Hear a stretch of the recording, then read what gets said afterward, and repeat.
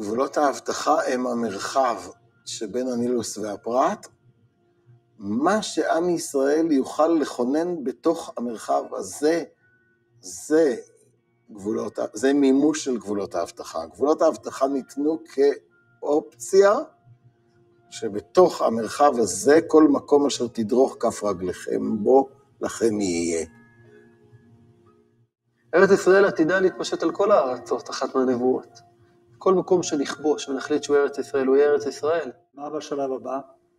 לא רק להקים יישובים ביהודה ושומרון, אלא גם לעבור אל עבר הירדן המזרחי, ולכבוש אותו ולבנות בו. אבל בעבר הירדן המזרחי יש מדינה אחרת, יש ירדן. הכל זמני. אז מה עם גבולות הארץ לפי תפיסתך? גבולות התורה. מה הם? מנהר פרת עד אחידקל, מגיע כמעט עד עיראק. והנילוס? כן. הלאה? אל תתפוס אותי על המילה, אני לא...